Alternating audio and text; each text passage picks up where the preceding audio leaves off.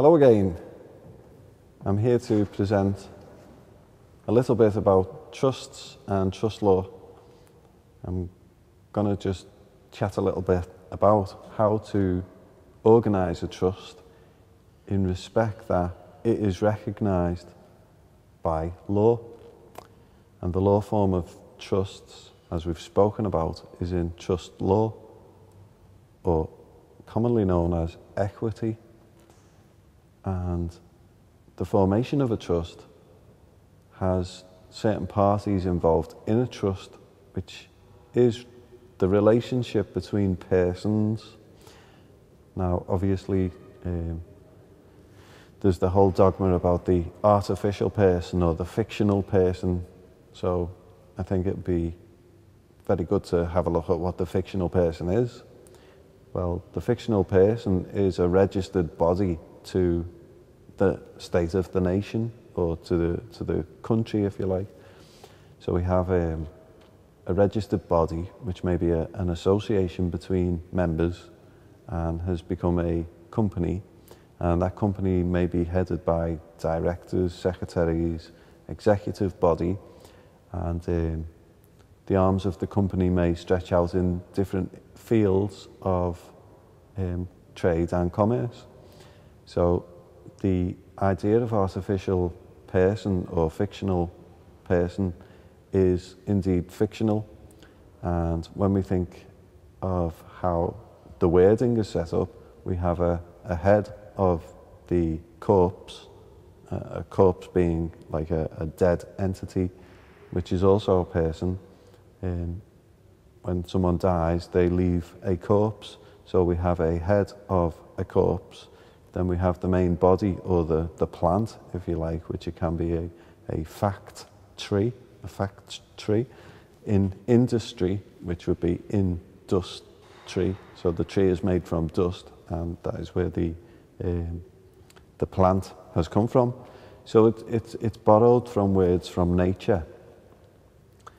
And when we look at what the jurisdictions of the trust relationships may be between the bodies, then we can also see that it is again borrowed from natural law or universal law, in that people have bodies and they interact between each other, and then the corporate world is now mirroring these actions to favour themselves, so that they have a shield to operate in commerce.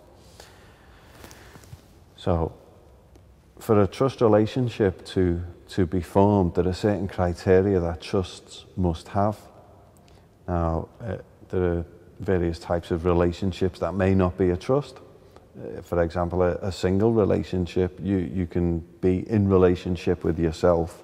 You know, some people go and see maybe psychiatrist, hypnotist, doctor, and they say, you know, I'm not feeling good about myself. So there is a conflict of relationship to oneself in that respect. So that would be one single relationship. We sometimes hear people say, I can't trust myself, especially around chocolate or beer or women or something like that. Guilty as charged. And then we look at a two-person relationship where we have two people of, you know, they have ability and capability to make decisions for themselves.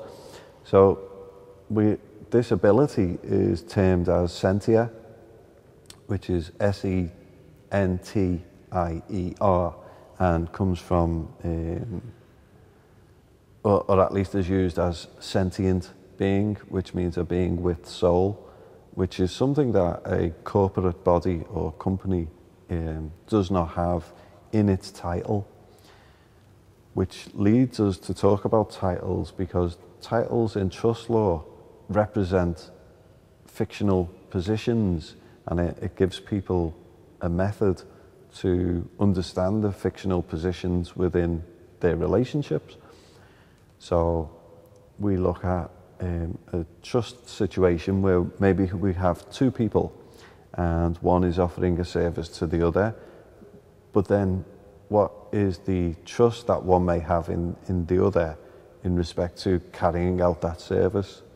So he's going to lend his trust to this person, and the person then is going to act out his service of duty to the person who he's offering it to. Now, there may or may not be some benefit to them, because in the relationship, there may be a reason why the guy is offering to the next guy his services.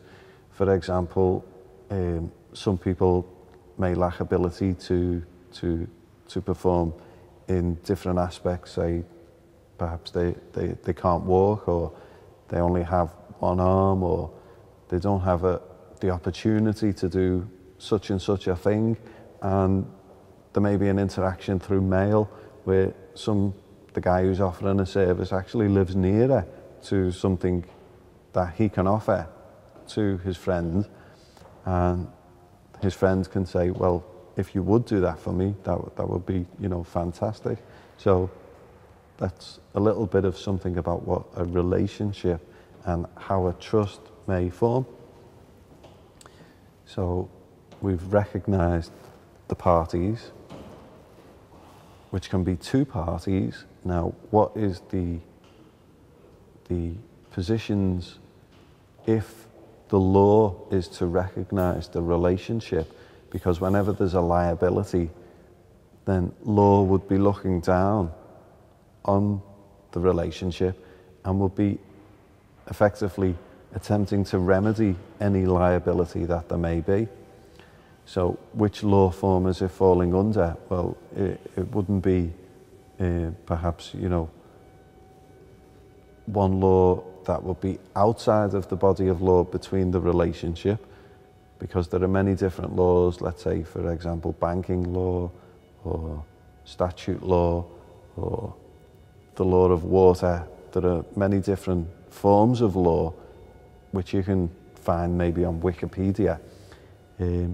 So let's say that in this law form is trust law, and the kind of the bracket that trust law sits in would be titled equity, and is not actually law itself, but equity is a law form called equity, which is, funny enough, not a law, but it means fairness and justice.